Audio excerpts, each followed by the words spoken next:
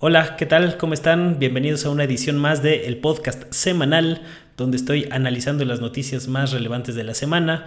Y como era de esperarse, pues en esta edición le vamos a entrar de lleno al tema de la caída de Arturo Herrera, quien se perfilaba como el próximo gobernador del Banco de México, y que en un sorpresivo movimiento, pues resulta que siempre no. López Obrador anunció que va una funcionaria de la Secretaría de Hacienda, Victoria Rodríguez Ceja, como la próxima gobernadora del Banco de México y la primera mujer que va a asumir el cargo. El tema está muy interesante por varios aspectos que vamos a ir desglosando para quienes quieren algunas pistas de a qué se debió esta sorpresivo movimiento de la cuarta transformación, que no teníamos muchos en el radar, que nos tomó por sorpresa. Yo he de confesar que hasta este martes todavía yo estaba medio perdido en el tema de Hacienda, no lo traía tanto en el radar y me puse a estudiar y a investigar. Entonces creo que también esta edición va a ser interesante porque les voy a explicar un poco de mi método, al menos el que yo uso, para enterarme de cosas, sobre todo temas que están interesantes o que pueden ser ahí polémicos. Pues no basta con revisar un solo medio de comunicación, sino que tienes que ir juntando piezas del rompecabezas de aquí, por allá, para ir tratando de formar tu criterio sobre ciertos temas. Y este va a ser un muy buen caso para mostrar un poco la manera en que yo, como periodista, como investigador, pues trato de irme construyendo opiniones sobre temas que no estoy tan enterado, porque ahora sí que, contrario a lo que dicen muchos periodistas por ahí, pues yo no tengo fuentes privilegiadas en Palacio Nacional de alto nivel y estas cosas, que me pasen corriente o que me pasen los chismes y las cosas que están pasando ahí en Palacio Nacional. Entonces tengo que recurrir a otros métodos para acercarme de la información lo más fiel posible, para tratar de yo construirme una idea general de lo que está sucediendo, que es una situación en la que podría estar mucha gente que quiera enterarse de estos menesteres de la política mexicana, ¿no? Entonces, pues ya sin darle más vueltas, que casi toda la edición se lo vamos a dedicar a este asunto, vamos a entrarle de lleno. Y es que, pues en las últimas horas, sobre todo de esta semana, se calentó el tema de que Arturo Herrera, quien había sido secretario de Hacienda de López Obrador en los últimos años, no será gobernador de Banjico, según fuentes de gobierno. Empezó a calentarse ahí el run. Ya venía desde mediados de octubre, pero a mediados de noviembre, a partir del 15 de noviembre más o menos, empezó a agarrar fuerza. En los medios se empezó a comentar en algunos espacios el silencio que había por parte de Palacio Nacional sobre este tema, pues empezó a causar inquietud incluso en el equipo de Arturo Herrera. Y fue el 23 de noviembre, o sea, este martes, que el mismo Arturo Herrera señaló en un tuit que, con relación a la información que se ha vertido el día de hoy, o sea, el 23 de noviembre, quisiera confirmar que efectivamente el presidente me informó hace una semana que había decidido reconsiderar mi nombramiento al frente del Banco de México.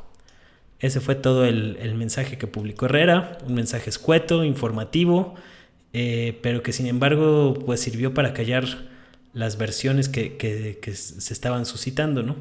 Vimos al día siguiente, este miércoles por la mañana, a López Obrador, que fue lo primero que le preguntaron en la conferencia matutina, y dijo que sí, en efecto no va a ser propuesto Arturo Herrera para el Banco de México. Voy a enviar esta semana la propuesta de Victoria Rodríguez Ceja, la subsecretaria de Hacienda. Ella va a ser nuestra propuesta. Hoy o mañana vamos a enviar la propuesta. Y ya, fue con la declaración.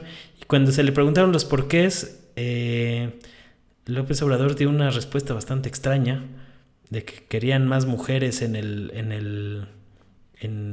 que participaran dentro de la cuarta transformación. Y dijo, queremos que siempre sean mejores y con hechos demostrar que... Bueno, aquí no está la frase exacta que yo había usado hace rato, pero había comentado que el nombramiento se daba por cuestiones de género, es decir, que querían a una mujer al frente del Banco de México.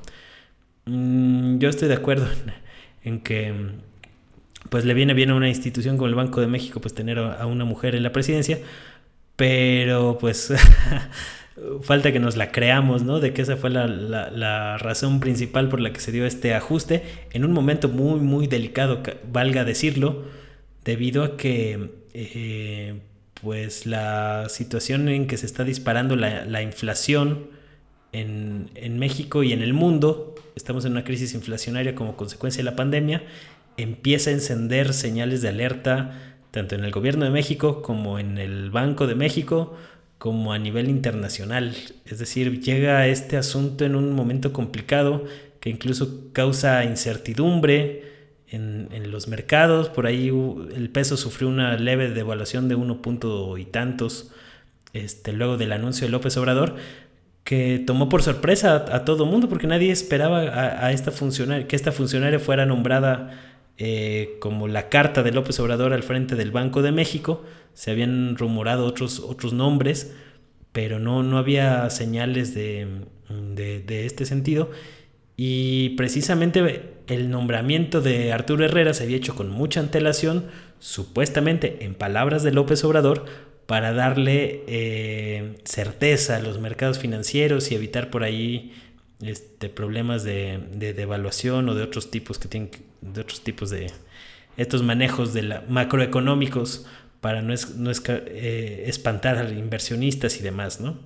Entonces, pues deja muchas dudas los motivos que dieron con esta situación.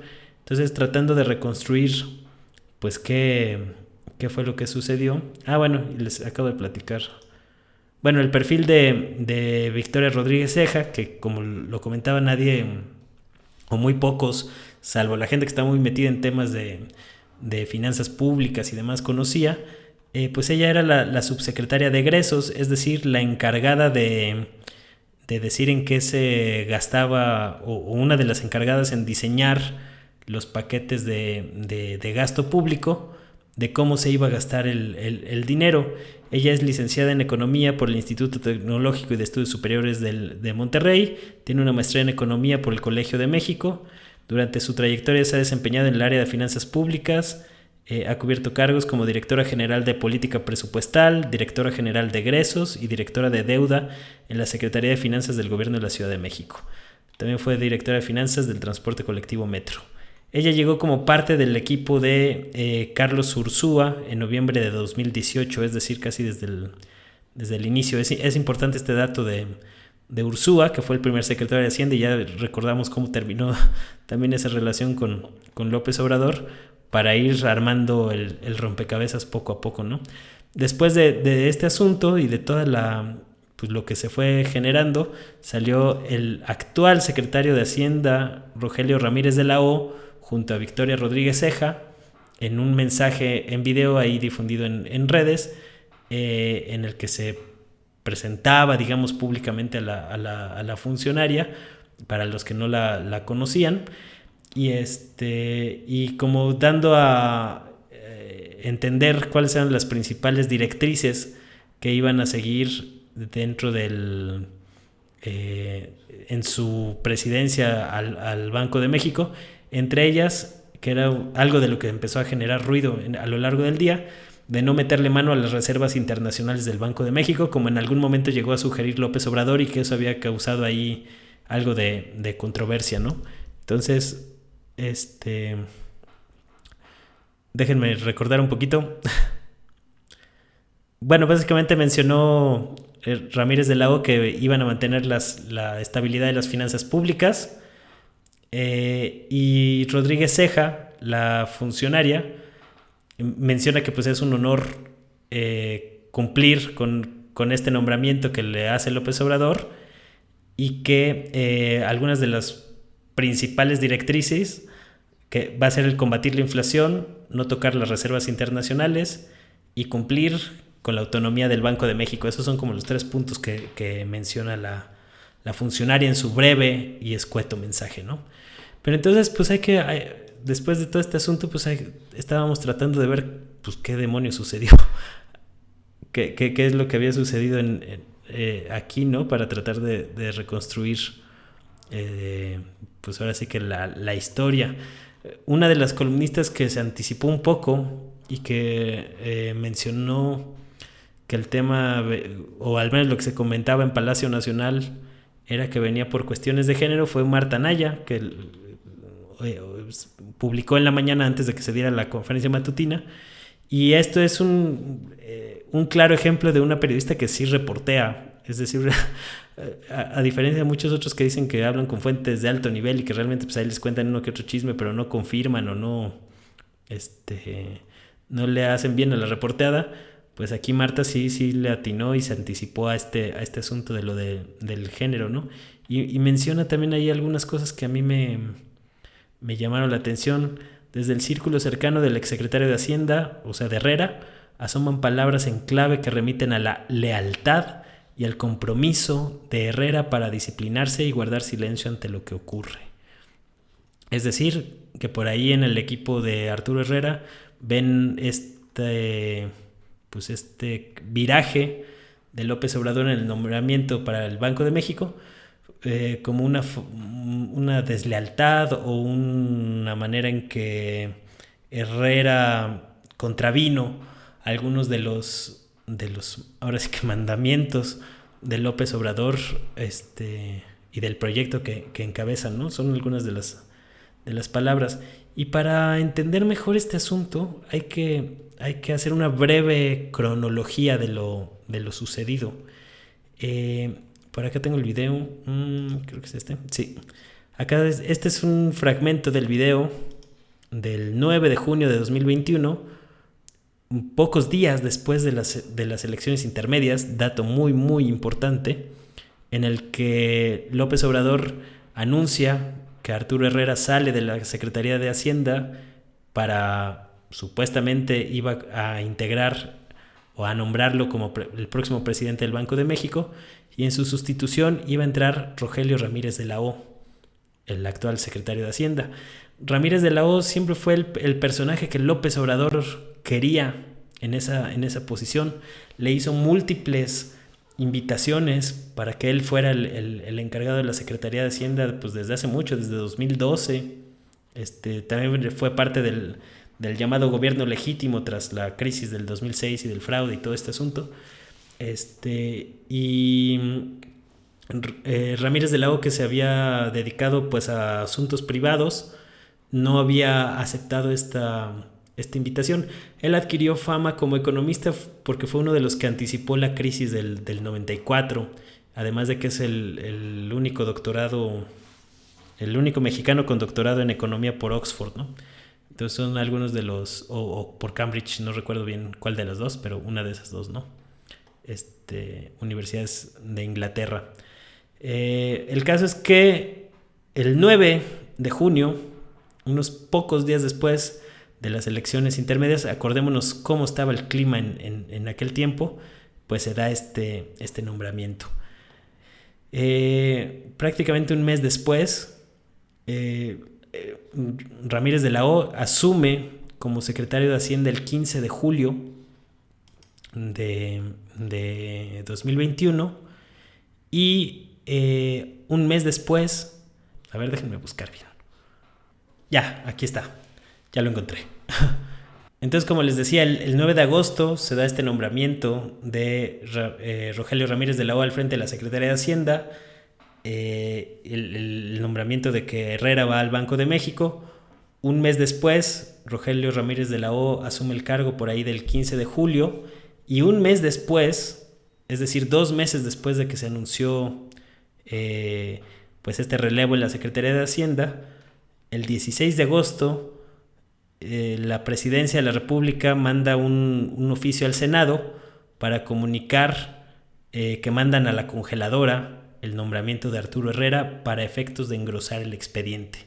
Es decir, no fue nada claro este comunicado, pero lo que decían es que se detenía el nombramiento de Arturo Herrera, lo cual pues generó ahí algunas suspicacias, pero pues en agosto todavía no estaba claro si nada más estaban retrasando este asunto o si era una resolución definitiva y demás. Entonces siguió avanzando el tema y fue hasta el 15 de noviembre cuando pues ya había como fechas específicas para nombramientos en el área de economía que tenían que ser ratificados por el Senado, que se esperaba que finalmente López Obrador pues ya mandara o hiciera pública la carta, y fue cuando se empieza a calentar el tema de Herrera a partir del 15 de noviembre, y pues ya ahorita nos enteramos que lo bajaron de la contienda, ¿no?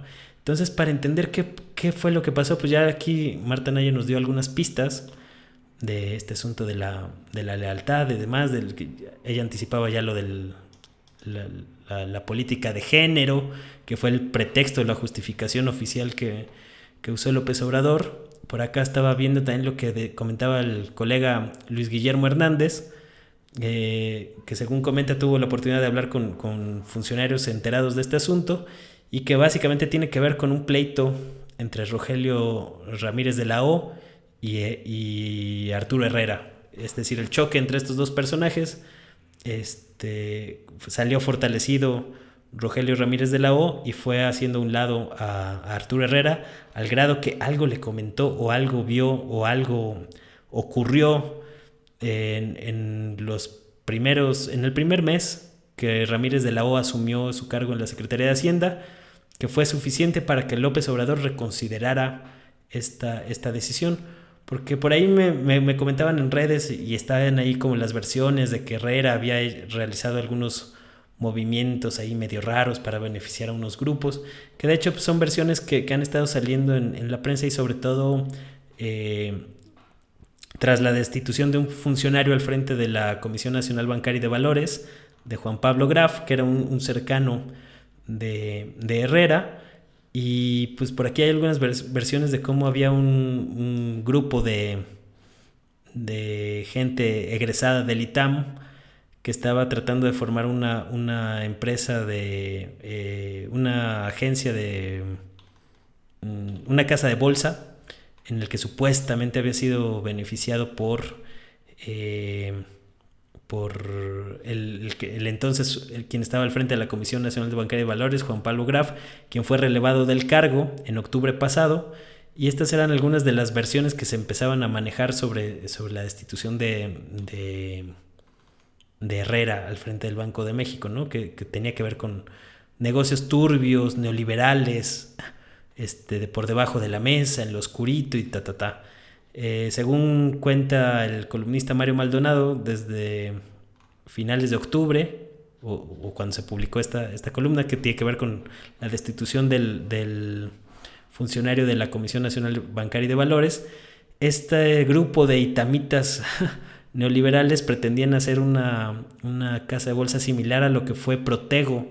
Para quienes no conocen bien esta historia de Protego, que es una historia bastante turbia, era una empresa diseñada por Carlos Salinas de Gortari y Pedro Aspe, quien era su secretario de Hacienda, y el maestro de Luis Videgaray, que crearon una empresa que le prestaba dinero a los estados a través de una serie de mecanismos ahí bastante turbios con el que escondían la deuda pública, ¿no? Entonces era como un laberinto ahí financiero que diseñaron estos personajes para que los gobiernos estatales pudieran adquirir deuda y saltarse algunas trabas legales y meterla por ahí en los recovecos de la administración pública para que no pasara como deuda pública, ¿no? Entonces esto explica también el gran endeudamiento que tuvieron muchos estados durante los últimos 2 sexenios, en el de Calderón y en el de Peña Nieto sobre todo. Que es una historia que quienes hemos reporteado a fondo los temas de deuda pública pues ya conocíamos, pero que mucha gente pues ni sabe de estos asuntos, ¿no? Entonces se rumoraba que algo podía tener que ver este asunto. Según comentaba Luis Guillermo, las fuentes que él consultó no tiene tanto que ver con casos de corrupción y demás, que de hecho la gente con la que él habló, según explica ahí en su canal de YouTube, que les recomiendo ahí que le echen un ojo, para que vean la versión completa y a detalle, tenía más que ver con algunos problemas en la conformación del presupuesto del 2021, que fue un año electoral en el cual supuestamente Arturo Herrera había tenido ahí por ahí un choque con el presidente y que semanas después de que se dio el nombramiento de el cambio en la Secretaría de Hacienda y el nombramiento de Herrera para el Banco de México, López Obrador por ahí se enteró que había asignado algunas partidas presupuestales contrarias a lo que había convenido la cuarta transformación o a lo que había convenido el presidente de la República, ¿no? Es decir, que López Obrador le dio una orden a Arturo Herrera de asignar ciertos recursos para ciertas causas y que el secretario de Hacienda habría desoído ese asunto y que eso explicaría buena parte de la caída de Herrera.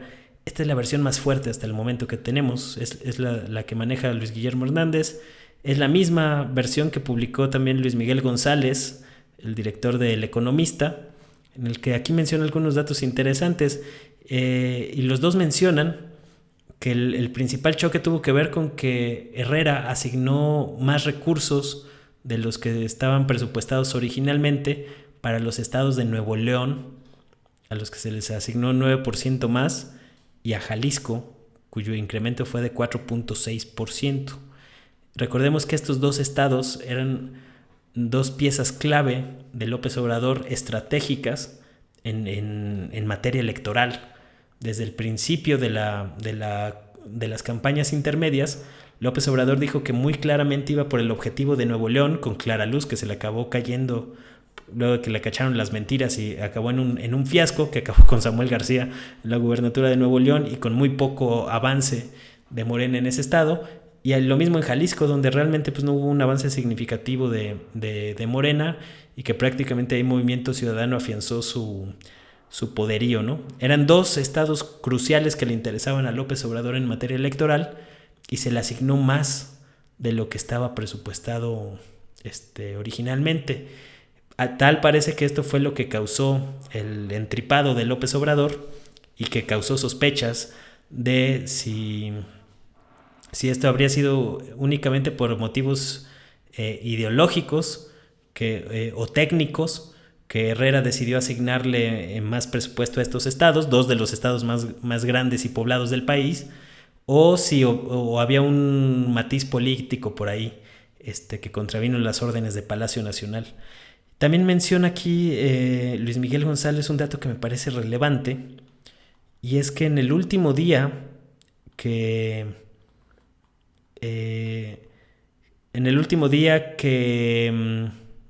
Arturo Herrera fungió como secretario de Hacienda, metió por ahí un decreto publicado en el Diario Oficial de la Federación, donde, acá está, su última decisión pública como secretario de Hacienda fue un decreto de cambios profundos al sistema de aduanas.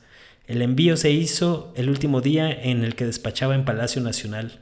Lo más importante de esta medida fue reducir drásticamente la posición del SAT en la operación de aduanas.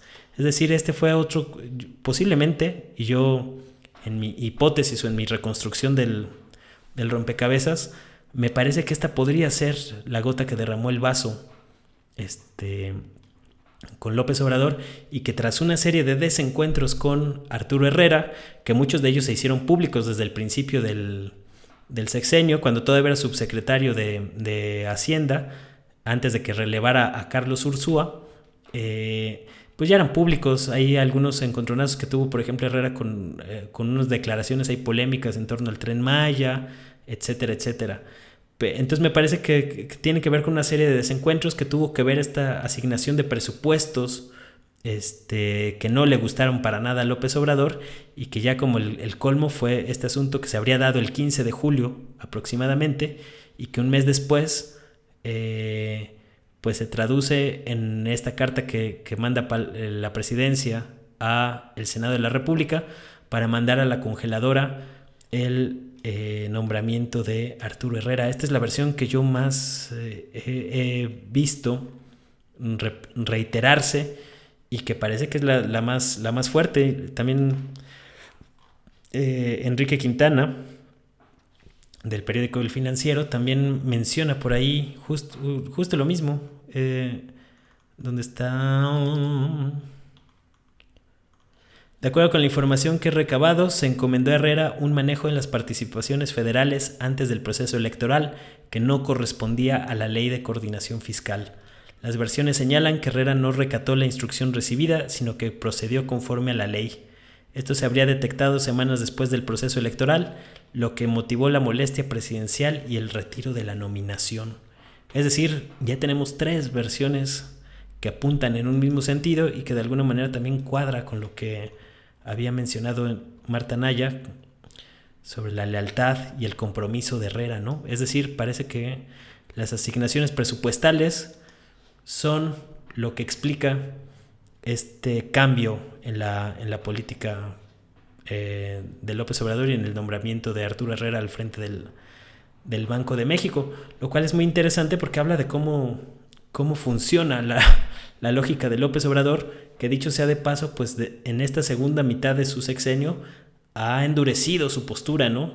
Si bien en la primera mitad veíamos ahí algunos personajes ahí medio infiltrados en el gabinete, ahorita ya quitó a quienes pudieran tener algunas dudas en torno a su proyecto y fortaleció y endureció la postura de su gabinete con personajes 100% leales a la causa de la Cuarta Transformación y que no hubiera dudas o resquicios de por dónde iba la cosa, lo cual te habla de cómo va a jugar de cara a la sucesión presidencial y cómo se vienen algunos choques fuertes en este asunto para reafirmar lo que es el proyecto de López Obrador.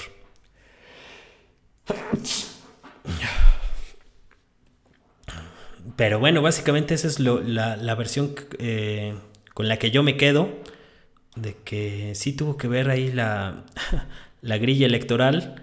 Recordemos que López Obrador pues es un personaje que lo que dice se hace y no le gusta que los funcionarios públicos anden ahí haciendo cosas ajenas a las instrucciones que se mandan desde Palacio Nacional. Entonces pues hay muchos elementos para pensar que la caída de Arturo Herrera efectivamente tuvo que ver con todas estas circunstancias. Yo lo entiendo, como se los comentaba, como ahora sí que la crónica de varios desencuentros. Recordemos que Arturo Herrera pues es un político, un funcionario que no es tan distante de las ideologías del libre mercado. Entonces de alguna manera eso causó ahí algunas fricciones. De hecho, cuando lo nombra López Obrador, cuando le renuncia a Carlos Ursúa como secretario de Hacienda, le deja ahí botada la secretaría, pues lo mete ahí como de relevo ahí medio forzado, ¿no? De que era como lo que tenía a la mano, pero nunca vimos un convencimiento muy claro de López Obrador con Arturo Herrera. Y una vez que llega Rogelio Ramírez de la O, pues se acentúan todas estas grillas. Se ve que hubo ahí un choque y una disputa entre el equipo de Rogelio Ramírez de la O con el de Arturo Herrera, sobre todo a la hora de... queda muy más claro, más evidente en cómo se quitaron a varios funcionarios que eran cercanos a Herrera y se empezaron a poner afines a Ramírez de la O en puestos clave, tanto de la Secretaría de Hacienda como en otras áreas, ¿no? Y en específico, pues ahora hasta el Banco de México llegó la influencia, porque de alguna manera el nombramiento de Victoria Rodríguez Ceja es completamente cuenta con el aval de Rodríguez de la O, entonces, de Ramírez de la O, perdón. Entonces pues va afianzando el poderío del secretario de Hacienda como uno de los hombres fuertes del gabinete de López Obrador y que tiene como el poder para incluso intervenir en que el presidente López Obrador retire un nombramiento tan fuerte, porque no es cualquier cosa. O sea, recordemos que el presidente del Banco de México es el encargado de controlar la política monetaria del país, y en este momento en particular en el que la inflación se está convirtiendo en un tema cada vez más sonado, que de hecho inflación México más alta. Ya hay indicios de que pues va a ser la inflación más alta en 20 años, luego de que alcanzó 7.0%, 7.05% en la primera quincena de noviembre, según datos de INEGI. Por ahí López Obrador estaba tratando de decir que no, que todavía no era lo más alto, pero estaba refiriendo datos un poco pues, de hace algunas semanas. Esto es lo más reciente, a la segunda quincena de noviembre, y pues es parte de un proceso mundial. De hecho, pues les adelanto un poco, yo estoy trabajando un tema de la inflación. Yo ya veía venir o me hicieron ver más bien, que venía este asunto de la inflación con fuerza desde hace algunas semanas, y hemos empezado a trabajar algunos materiales que ya iremos sacando la próxima semana para explicar un poco del contexto mundial de cómo se está dando esta crisis inflacionaria que le está empezando a pegar fuerte a México. O sea, 7.05% de inflación a noviembre. No está nada fácil, y más cuando algunos integrantes del Banco de México, como estaba viendo a lo que comentaba Jonathan Heath,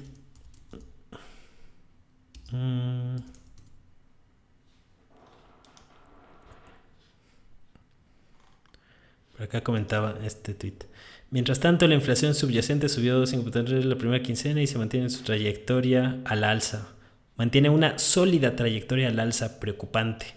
Y aquí muestra las gráficas de cómo se ha ido moviendo la inflación y cómo se disparó en 2021 como efecto de la pandemia. Entonces empieza a preocupar el tema de la inflación, y por eso llama la atención cómo pues el momento en el que se da este nombramiento de Victoria Ceja al frente del Banco de México.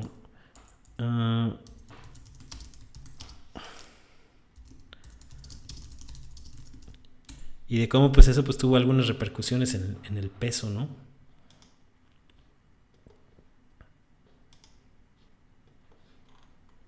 De que había subido 1.03% el día de hoy y se ubicó en 21.44 unidades por dólar. Es decir, sí tuvo ahí un efecto negativo en los mercados financieros este nombramiento que se había guardado López Obrador, y que pues sí tomó por sorpresa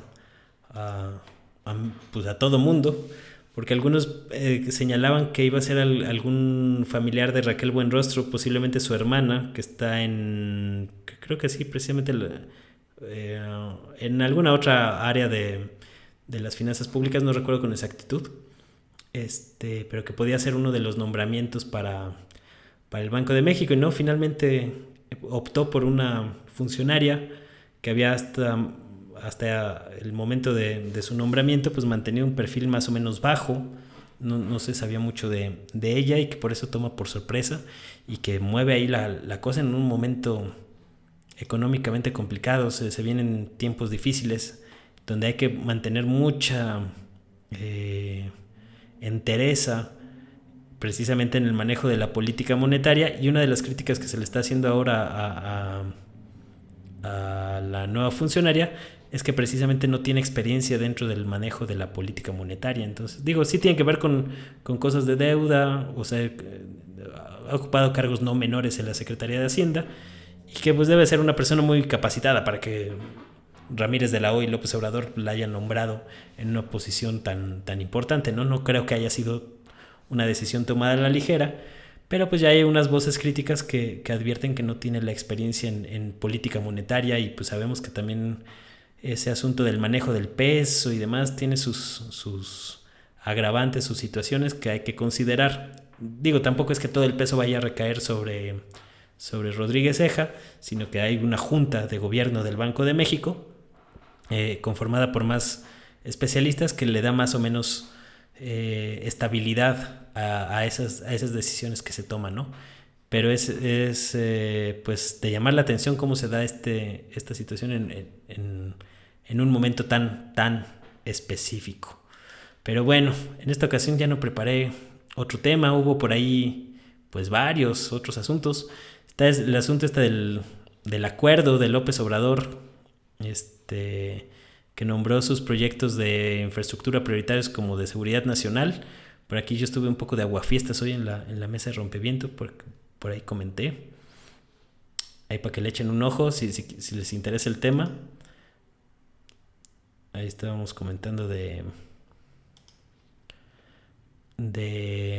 este asunto, ¿no? Con algunos abogados expertos. Creo que se puso interesante la mesa de debate, aunque yo acabé de aguafiestas diciendo que pues sí era un tema que a mí me parece que no debe de ser, o que yo veo exagerado que se haya incluido un apartado donde se dice o donde se diga que por un acuerdo interno del gobierno van a ser consideradas estas obras como el Tren Maya principalmente como una cuestión de seguridad nacional, cuando no se justifica que una obra turística sea considerada de seguridad nacional, y que esto pues obviamente va a dar pie a que muchos órganos de gobierno utilicen este recurso retórico para tratar de imponer con mayor fuerza estos proyectos de infraestructura, y sobre todo fue una medida que se hizo para tratar de revertir este boicot que han emprendido algunas organizaciones como las que encabeza Claudio X González, el empresario opositor, líder del PRIAN,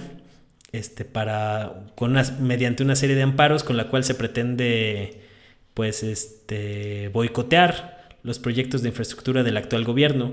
Entonces pues digo, es entendible que López Obrador pues trate de revertir este boicot que está padeciendo el gobierno con sus proyectos de infraestructura, pero con este tipo de medidas como meterle esos términos de seguridad nacional, pues se corre el riesgo de que muchas comunidades que puedan tener el legítimo derecho de interponer recursos legales, pues se vean cada vez más obstaculizados en su legítimo derecho de protestar en caso de que se sientan afectados por la realización de una mega obra polémica. Porque hay que decirlo, o sea, aunque muchos apoyan estas obras de López Obrador, pues hay comunidades y hay sectores que están en su legítimo derecho de decir, oye, pues yo no quiero que pase el tren por mi comunidad porque nos va a causar afectaciones, etcétera, etcétera. Y este tipo de medidas pues abonan a perjudicar la defensa legal de estas comunidades en resistencia, y eso me parece que pues es algo que debemos de criticar, aunque obviamente pues también yo decía que no me parece tampoco un tema así grandísimo, porque de todas maneras las comunidades que están luchando contra la maquinaria del Estado pues ya lo están haciendo, ¿no? O sea, esto es como un engrane por ahí de ese. Imaginemos que si el Estado fuera una maquinota, un motor, pues a lo mejor sería un pequeño engrane de la máquina, pero no va a modificar pues la lucha que van a tener que seguir manteniendo muchos pueblos en contra de esa gran maquinaria estatal que pretende imponer sus proyectos a pesar de las resistencias que existen, sobre todo en las comunidades, ¿no? Yo mencionaba el caso, por ejemplo, de la termoeléctrica de Huesca, en Morelos, que fue el primer conflicto de la administración de López Obrador con comunidades que a mí me tocó cubrir en Morelos, y pues ahí le pasó por encima el Estado completamente a los campesinos y ejidatarios de los pueblos de Morelos, ahí en la región donde vivía Zapata, sin necesidad de que utilizaran estos terminajos de seguridad nacional y demás, ¿no? Que además pues va a meter ahí ruido y va a meter un obstáculo adicional a la hora de que uno quiera hacer una solicitud de información. Pues el gobierno lo primero que te va a decir, no, porque según el acuerdo tal, este asunto se volvió de seguridad nacional y por lo tanto no se puede entregar la información. Entonces ya de entrada, nada más por ese terminajo, pues te vas a tener que ir a pelear a otras instancias, a que el INAI resuelva y Es decir, sí le da ciertos argumentos y ciertas posibilidades al gobierno de que tiren solicitudes de información o amparos legales, que para eso está diseñada esta medida, nada más por incluir ese concepto de seguridad nacional que pues ahí trae chanfle, y que como una política de Estado a mí me parece que no se debe de tolerar o aplaudir este asunto. O sea, más allá de que se trata del gobierno específico de López Obrador, me parece peligroso que el Poder Ejecutivo, digamos desde una visión más amplia, una visión de Estado, pues utilice estos términos tan delicados como seguridad nacional para justificar obra pública, ¿no? Porque ahora resulta que toda la obra pública va a ser tema de seguridad nacional. Pues eso es un disparate, es un despropósito que se está utilizando dentro de una lucha política que va a perjudicar pues los derechos de terceras personas que no están directamente involucrados en este choque entre el grupo del régimen neoliberal encabezado por Claudio X González y compañía, y el grupo de la Cuarta Transformación, es decir, en medio de ahí también otras personas con otros intereses que se van a ver afectados por este tipo de medidas, ¿no? Pero bueno, si les interesa más amplio esa discusión, pues ahí nos echamos un buen rato ahí en la mesa de rompeviento discutiendo este asunto. Yo creo que le va a servir a mucha gente, y sobre todo porque el tema se hizo grande, porque hubo por ahí voces en Twitter diciendo unas tonterías de que era un golpe de estado y una sarta de estupideces que dices, ay, en la torre, estos son los analistas de los medios hegemónicos y corporativos, pues están en el hoyo, ¿no? O sea, una medida tan poco trascendente en temas jurídicos, porque a final de cuentas se avanza en la corte un año y medio después, o en tribunales, pues tiene poco sustento en materia jurídica, legal, ¿no? Pero en términos políticos pues, puede tener ahí una influencia. Pero calificarlo de golpe de estado, como estaban diciendo ahí algunos, bueno, es un disparate, una niñería, un ejemplo de cómo la exageración pues acaba confundiendo a la gente, generando falsas alarmas. Es decir, me parece terrible que incluso gente que se dice politóloga termine diciendo una sarta de tonterías sin sustento completamente, o sea, que hasta va en contra de su propio prestigio, nada más por ser altisonantes, o sea, todo mal con esa situación, pero pues tampoco eso significa que uno vaya a aplaudir todo lo que hace el gobierno, ¿no? A encontrar el justo medio ahora sí que en medio de tanto delirio y tanta histeria, pues es complicado. También por aquí publicamos un pequeño resumen de los pormenores, de los logros, de lo que dejó la cumbre trilateral entre López Obrador, Joe Biden y Justin Trudeau, que por ahí hay algunos asuntos interesantes. Les recomiendo que le echen un ojo a este resumen, que además viene con lo que pasó un poco en Naciones Unidas con la propuesta de México y de Marcelo Ebrard para poner restricción al tema de las armas. Es decir, ocurrió casi de manera paralela este tema, y me parece que es interesante analizarlo como un todo, y la manera en que López Obrador propuso ponerle un alto al crecimiento de China a través de la integración regional de América del Norte con un modelo de sustitución de importaciones, que es básicamente el modelo económico que se implementó en México desde los 40 hasta los 70 y que promovió el llamado milagro mexicano de aquel entonces, ¿no? Es decir, la época de mayor crecimiento de la historia de México se debió a un modelo similar en el que se le impusieron aranceles a las mercancías que venían de fuera, en este caso fuera de México, para detonar a la industria nacional, y de alguna manera funcionó. Después tuvo algunos problemas ese modelo, y que terminó colapsando y dando pie al modelo neoliberal, pero que ahorita pues López Obrador lo está proponiendo a nivel regional para que lo adopte tanto Estados Unidos como México, como Canadá, como una forma de hacer frente al crecimiento de China. Ese tema pues también ya lo comentamos acá más a fondo también ahí, para que le echen otro ojo a esta edición de Aunque Usted No Lo Vea, de Capital 21, ahí con Jonathan Pérez, que anduvimos ahí por ahí platicando largo y tendido de este asunto, ahí con otros colegas como con Violeta Vázquez, con Vicente Serrano, para platicar largo y tendido de estos asuntos, ¿no? Y que también por ahí en la semana también anduve con Vicente Serrano, y también con La Octava. Ahora sí me tocó ahora sí que casa llena, ¿no? Con el buen Jesús.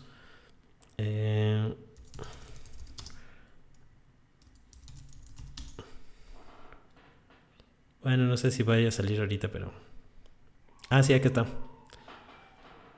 Acá con el buen Jesús en su espacio en la Octava, para platicar sobre este tema también largo y tendido, ¿no? Del famoso decreto que generó mucho ruido.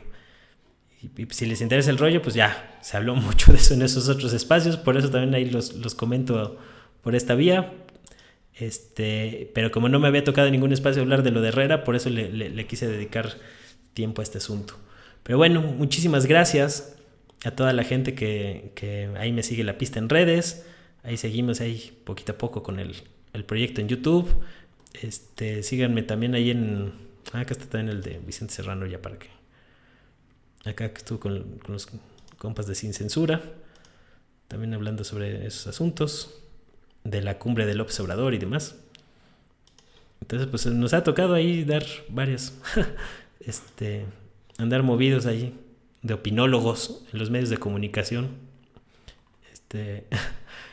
Y pues bueno, pues una perspectiva diferente a las cosas que uno lee en la prensa hegemónica, ¿no? Que cada vez está peor.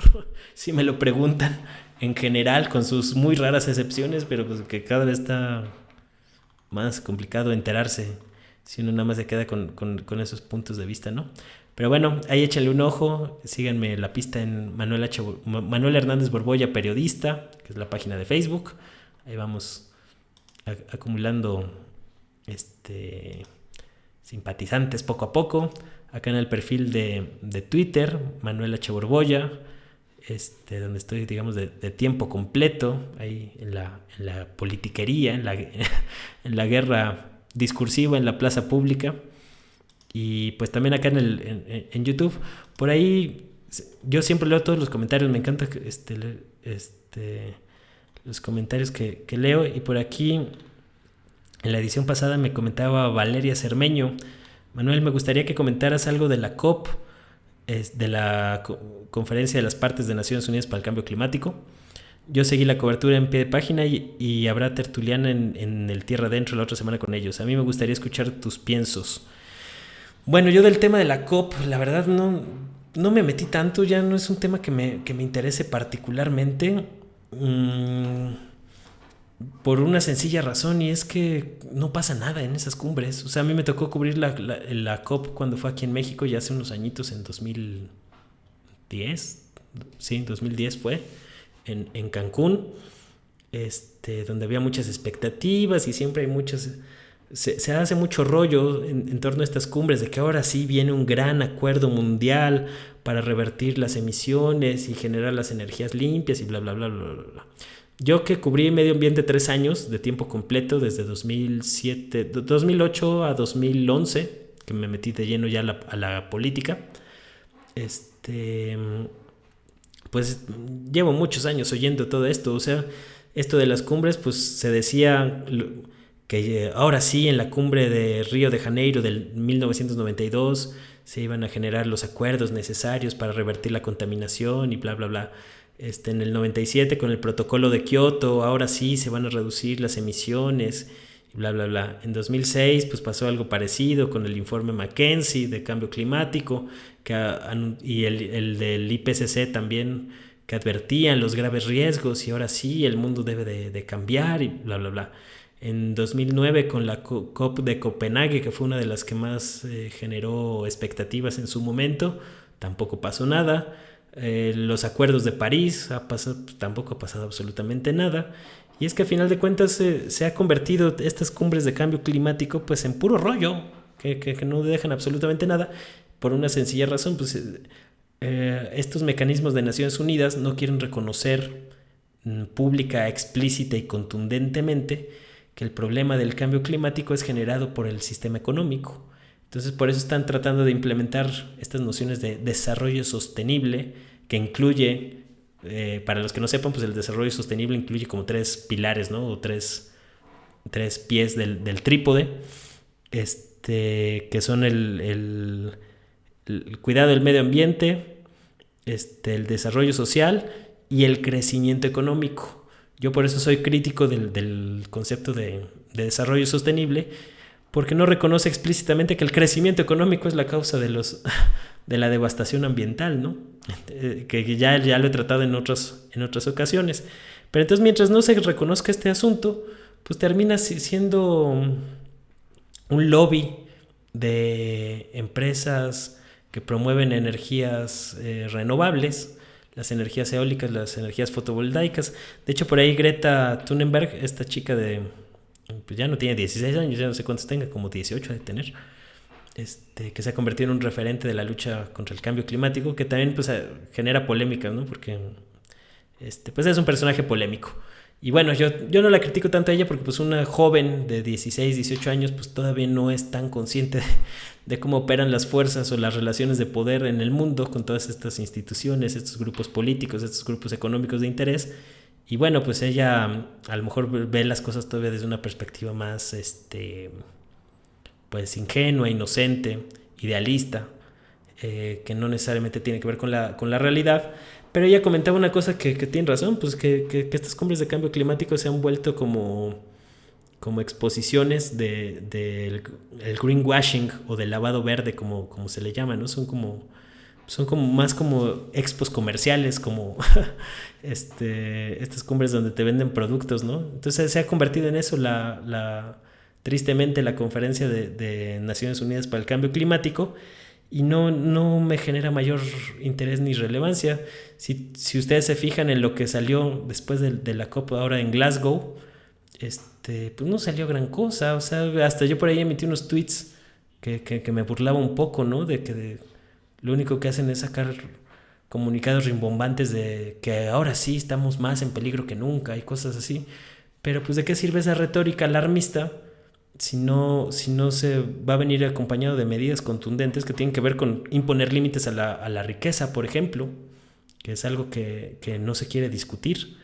Entonces, pues acaba todo en una gran campaña de publicidad y propaganda hacia la economía verde, que le llaman, que es un paliativo con el que el capitalismo está tratando ahí de sobrellevar, o de hacerse publicidad de que cuidan el medio ambiente, cuando en realidad pues es una máscara para disfrazar la destrucción y la devastación planetaria.